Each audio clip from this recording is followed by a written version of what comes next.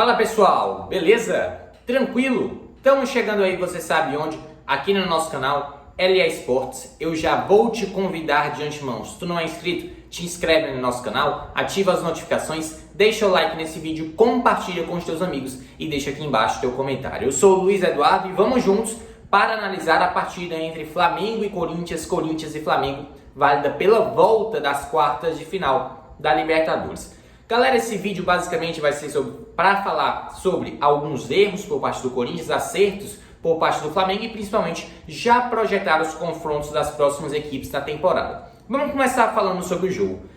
Primeiro erro vem já por parte do Vitor Pereira, até porque ele vai errar de maneira grotesca na escalação. Deixar Balbuena no banco, Renato Augusto no banco, Roger Guedes no banco. É uma situação que realmente não dá para entender o que passou na cabeça do treinador português. Yuri Alberto, mais uma vez, passa uma partida em branco. William, cadê aquele jogador que é ídolo no Chelsea, que era há poucos anos atrás titularíssimo da seleção brasileira, perdeu aquela aura, aquela essência de um jogador driblador, quebrador de linhas, está se tornando um jogador comum? Será que está subindo a cabeça dele a questão das especulações envolvendo a questão do Fulham, outros clubes europeus interessados no seu futebol? Porque esse jogador sendo pago mais de 1 milhão de euros por ele, e ele não está mostrando nem 10% do que é capaz, né, realmente, com a camisa do Corinthians. Somente um único gol nessa sua passagem, né, nesse ano de 2022. Realmente o William muito abaixo daquilo que se espera. O Vitor Pereira errou na escalação, isso porque ele não escala o Roger Guedes, porque não dá para entender. O Renato Augusto não tem condições de jogo, beleza. Mas por que não colocá-lo por 45 minutos pelo menos? É um jogador de qualidade, a gente viu durante os 90 minutos a diferença que o Renato traz para o time do Corinthians no quesito fluidez no meio de campo, a criação de chances ofensivas. E por que o Balbuena no banco e ao optar pelo Raul Gustavo, um cara que se mostra instável psicologicamente nas principais decisões em jogos grandes? Realmente são decisões tomadas pelo Vitor Pereira que não dá para entender. Nessa partida, por sinal, os únicos que se salvaram pelo lado do Corinthians, na minha percepção, foram Fábio Santos e Cássio. De resto, ninguém se salvou. Vamos falar sobre o Flamengo também, porque realmente a equipe do Dorival Júnior está vivendo uma fase espetacular. E a gente está falando de Arrascaeta. Pelo amor de Deus, esse cara joga muita bola. Como eu já falei em outros vídeos, ele não é craque, é fenômeno. E no caso, você dá uma oportunidade para o Arrascaeta fazer o que ele sabe, né? Realmente você pode dar game over, até porque realmente ele é um jogador de muita qualidade, o Arrascaeta. Eu não sei como não chegou ainda nenhuma proposta de um grande clube europeu por esse jogador uruguaio, porque realmente ele é muito diferenciado, não à toa deu assistência para o gol do Pedro, tá? Mas falando sobre o jogo, a gente vai falar aqui no início da partida até uma postura surpreendente do Corinthians, criando chances ali com o Adson, criando chances com o próprio Yuri Alberto. Por falar em Yuri Alberto, um lance emblemático do camisa 7 do Corinthians, e que sintetiza um pouco dessa sua passagem até o momento frustrante pela equipe do Parque São Jorge. Teve um momento da partida em que ele recebe um passe, se não me engano, do William. Ele tem a oportunidade de partir para o mano a mano, para o X1 contra o Davi Luiz, um zagueiro alto e um zagueiro lento, e ele não faz isso. Ele claramente teve um problema de falta de confiança ou não quis arriscar, mas um jogo desse patamar, contra o Flamengo, fora de casa, no início do jogo, em que você está numa desvantagem de 2-0 e precisa marcar o quanto antes para dar um ânimo, não deu para entender o que ele quis fazer. Então realmente o Yuri Alberto está recebendo críticas com razão. E por parte da torcida do Corinthians, realmente a gente tem que dizer que saudade está fazendo, que falta tá dando, né, do Mantuan, porque realmente essa troca, Yuri Alberto por Mantuan e ainda o Ivan de praxe, ainda não está gerando bons frutos, pelo menos para o lado do Alvinegro do Parque São Jorge, tá? A gente vai falar que o Flamengo também não ficou de maneira diferente, até porque criou grandes oportunidades, estava explorando a amplitude do campo, principalmente pelo lado direito com o Rodinei, que por sinal não vai renovar com a equipe do Flamengo, e já tem inclusive informações que a gente tem aqui que o Rodinei pode estar negociando o seu retorno ao Internacional de Porto Alegre. E no caso, o Rodinei teve uma boa atuação, protagonizou bons cruzamentos, inclusive em um desses cruzamentos o Pedro por muito pouco não faz um golaço de placa no Maracanã, né? Uma bicicleta linda que passa no caso do lado do goleiro Cássio, a primeira chegada, né, de maior perigo no jogo. Aí depois teve um lance protagonizado pelo mesmo Rodinei, que ele fez o cruzamento e o Everton Ribeiro sozinho dentro da área acabou cabeceando para fora. Foi um jogo assim que inicialmente muito estudado, mas de chances claras para ambos os lados. Inclusive, por falar em chances claras, o Adson acabou roubando uma bola também do Thiago Maia, batendo de bico. O goleiro Santos fez uma grande defesa. Por sinal, a gente tem que falar do Santos. Realmente a diferença, o impacto que ele traz para o gol do Flamengo, ele dá muito mais segurança. É um cara que dificilmente dá rebotes e, por sinal, ainda sabe, né, sair com muita qualidade jogando com os pés. Realmente um baita goleiro, o Santos. Grande contratação do Flamengo. Thiago Maia e João Gomes dando a sustentação típica do setor de meio de campo. Felipe Luiz, aniversariante do dia, assim como o William, realmente também fez uma boa atuação, tá? E lá na frente, o Pedro e o Gabigol. O Gabigol se movimentando bastante, teve suas oportunidades de gol na segunda etapa, mas acabou não marcando isso porque o Cássio, né, protagonizou mais uma vez uma partida de grandes defesas. Não conseguiu evitar tudo, é bem verdade, e mesmo assim o placar saiu magrinho, 1-0, tá? E no placar agregado, 3-0. A gente vai falar de algumas atuações individuais. A gente já falou do Arrascaeta, né? Que baita jogador, Arrascaeta. O camisa 14 do Flamengo é uma coisa espetacular, né? Meus olhos brilham quando eu vejo o Arrascaeta em campo. Essa que é a grande verdade, tá? Pedro, realmente um grande atacante. Ele ganha todas no pivô.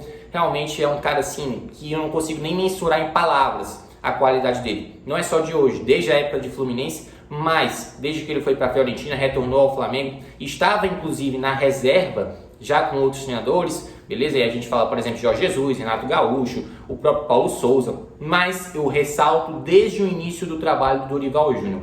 Qual é um dos grandes méritos desse treinador à frente da equipe rubro-negra? Além, claro, de ter um elenco poderosíssimo, muito qualificado em suas mãos, ele sabe como utilizar dois dos principais atacantes do futebol brasileiro e do futebol sul-americano. E a gente está falando de Pedro e Gabigol. Como ele sabe utilizar esses dois caras juntos, o Flamengo cresce demais. E se por um lado tem gente que fala que é muito difícil você dar conta de um elenco estrelado, um elenco muito qualificado, com muitas estrelas, a prova está aí. O Dorival Júnior sabe lidar com um elenco que tem no banco, por exemplo, jogadores estrelados como Marinho, Everton Cebolinha, Vidal, e coloca, por exemplo, jovens jogadores, né, para atuarem. João Gomes, né, um exemplo, além, claro, de outros jogadores menos badalados, como é o caso, por exemplo, do Thiago Maia em relação ao Vidal, beleza? O próprio Pedro talvez seja menos badalado do que o Cebolinha. Então, o Dorival Júnior sabe como utilizar muito bem, sabe como estruturar um elenco bem estrelado, um elenco de quilate, um elenco de outro patamar, como é o do Flamengo, e realmente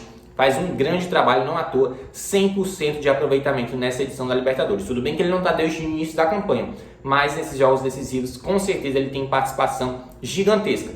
Vitória por 2-0 na Neoquímica Arena, vitória agora no Maracanã por 1-0. E fora, né, aquele baile que aconteceu contra o Tolima, 7-1 no Maracanã, né? Realmente é uma coisa impressionante que vem fazendo o Dorival Júnior à frente do Flamengo. Não só na Libertadores, como ainda está vivo no Brasileirão, sem dúvidas, tem chance ainda de título, está numa ascensão, né, espetacular, e também na Copa do Brasil vai vivo, né, para o confronto de volta diante do Atlético Paranaense, lembrando que o placar agregado na decisão pela Copa do Brasil até o momento 0-0, tá? Lembrando que o Flamengo no caso vai embolsar, né, 2 milhões de dólares, 10,3 milhões de reais, e no caso enfrenta o vencedor de Vélez Sarsfield ou Tajeres, beleza? E independentemente de quem passe, galera, a gente tem que ser sincero nesse espaço. O Flamengo é favorito para chegar mais uma vez à grande decisão. E eu não tenho dúvidas que o torcedor rubro-negro está querendo quem na final? O Palmeiras, né? Tem todo aquele sentimento de revanche pelo ano passado. A equipe está muito mais bem estruturada, isso é bem verdade.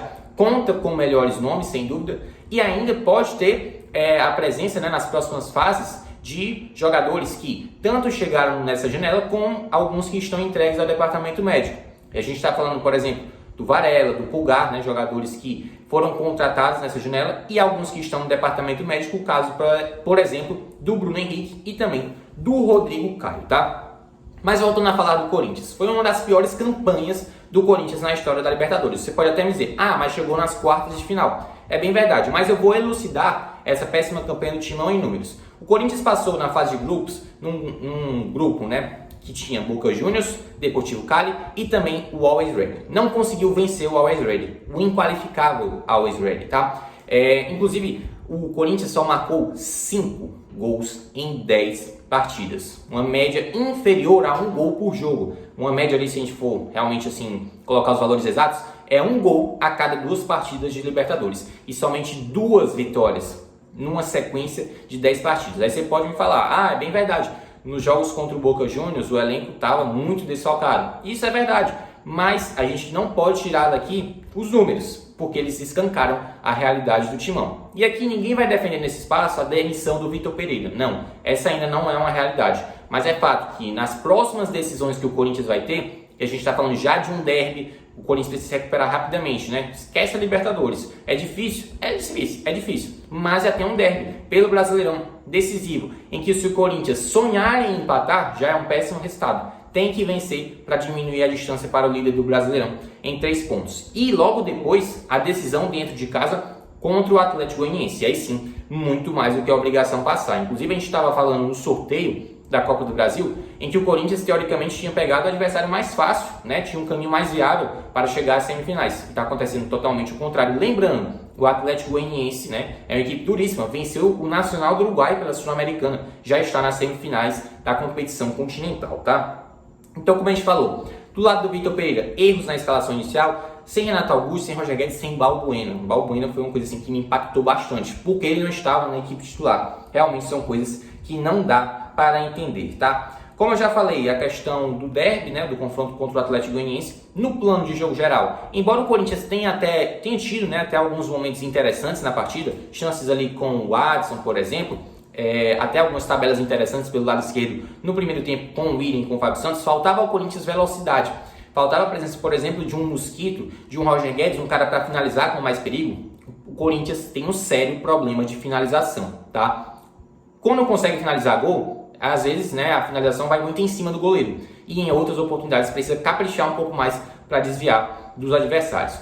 Então realmente foi uma campanha decepcionante do Corinthians na Libertadores. Claro que ninguém vai apontar que o Timão era o principal favorito. Não, mas depois de uma vitória contra o Boca Juniors dentro da Bombonera, não vai se pensar diferente em relação à equipe que tem, por exemplo, jogadores como Willian, Renato Augusto, Juliano, né, embora não venham tão bem, mas é fato que um elenco desse patamar tem chance de disputar o título. Mas o Corinthians ainda precisa de muito mesmo, para chegar no patamar, por exemplo, em que está hoje o Palmeiras, num patamar hoje que está a equipe do Flamengo.